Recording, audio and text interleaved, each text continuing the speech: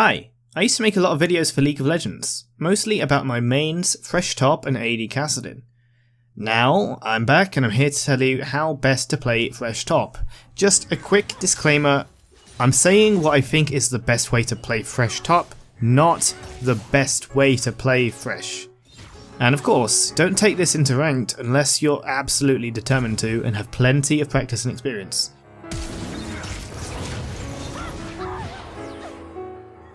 Right, with that out of the way, let's talk Thresh top. If you're still looking at me or the video, weirdly, and have no clue why this could even function in top lane, even at Iron 4, then allow me to explain Thresh's Flay passive. Flay has a passive that scales between a minimum and maximum damage for your next auto attack. The minimum damage is equal to the amount of souls Thresh has collected, and the maximum damage at 10 seconds of waiting is equal to 80% of your total attack damage at Flay level 1, and 200% of your total attack damage at Flay level 5. This is in addition to the physical damage from your auto attacks, so at level 5 your fully charged auto attacks will deal 300% damage, 1/3 physical and 2/3 magical.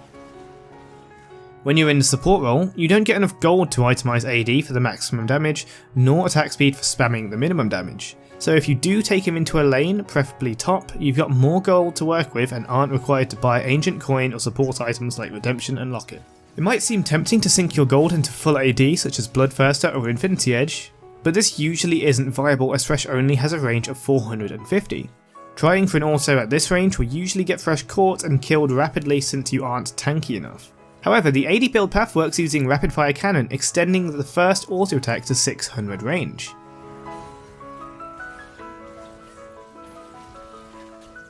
The damage is usually not too impressive once enemies build resistances, and if you've hard committed to AD, you aren't tanky enough to reach the opposing backline most of the time. If you buy tanky items instead, then your damage isn't too threatening unless you're snowballing, but runes like Dark Harvest can definitely help. That's why I usually go for an attack speed build using the minimum passive damage, the number of souls collected, to shred enemies over time with items such as Rageblade, Blade of the Ruin King and Wit's End. Combined with tankiness like Frozen Mallet, Frozen Heart, Randuin's Omen and Spirit Visage, you can DPS for much longer. I will talk about the AD build in another video, but for this one I like to focus on the attack speed builds.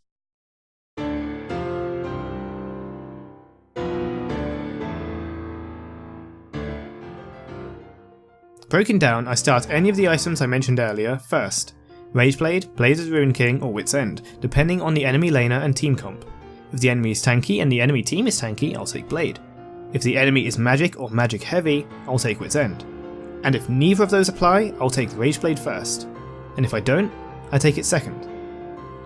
Sometimes I will stop halfway through building one of these offensive items, such as stopping on a Bilgewater Cutlass or Negatron Cloak, and take Jarum's Fist, building into Frozen Mallet. From there, with one offensive item and a mallet, I can build whatever is needed. More tankiness if I need to dive in mid-game teamfights, or more damage if the team requires it. Rageblade provides enough attack speed and hybrid pen to be pretty decent on its own so long as you're farming souls well. A good amount to have is 100 souls by 25 to 30 minutes depending on how well the game has went or your experience as a Thresh player.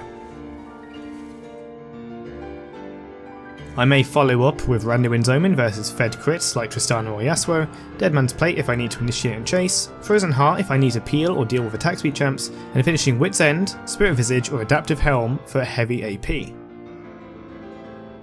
For boots, I usually take Mercury Treads or Ninja Tabai, and pretty much never Berserker's Greaves. Press the Attack and Aftershock are the preferred keystones, depending on how tanky you need to be. Press the Attack is a good choice for bullying an enemy laner alongside Ignite, whereas quickly flaying a tough opponent away to activate Aftershock usually leaves you unkillable provided you aren't being ganked while overextended or something like that.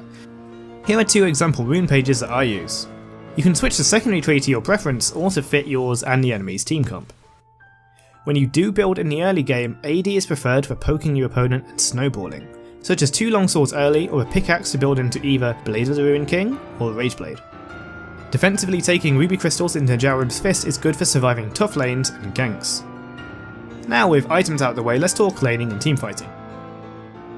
With Press the Attack, you can bully most melee laners very well, and keep them from counter-attacking with clever use of your E. Revan's third Q for example can be completely shut down by a well-timed flay.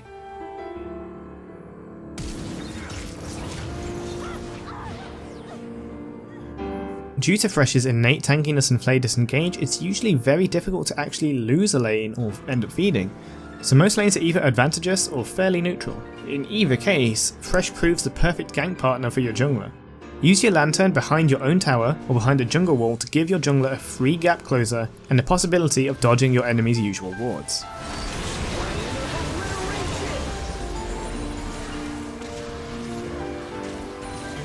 Combine this with Thresh's notorious crowd control and you've got a dream of a gank partner. Even a neutral lane can be turned to an advantage with wave control and a clever lantern gank. In the case that you do die or fall behind, you're likely going to stay that way. If souls and CS are being denied, you can attempt to fetch some with your lantern. Once you do fall behind, build HP like Jalrim's Fist to prevent further deaths or tower dives, and play defensively from there on out. If you have no flash and are behind on items and levels, you simply cannot overextend or you will die. That's been all there is for a quick guide. It was supposed to be quick, but there's quite a lot of stuff to get through. Once again, please don't take this into ranked, and only if you've decided to commit to the playstyle for an extended amount of time, so much that you believe you can win ranked with it. Not only will you potentially bring a team down, but you'll be putting yourself through a lot of flaming, teammates banning your pick, and that can be very depressing to put yourself through, and trust me, I know. I do not claim this is any kind of trick to high elo and mostly present it as a fun, decently viable alternative to support Thresh. I play mostly normals with it, but will be starting to attempt ranking up. If you want to see that, go ahead and subscribe as I'll upload replay and live commentary of both normal and ranked games I play. If it keeps me hard stuck, then so be it. I just love this champion and have been playing him this way since his release. If you have any questions about the playstyle, other off-meta ideas, or want to be rude, then comment down below. Thanks for watching and I'll see you in the next one.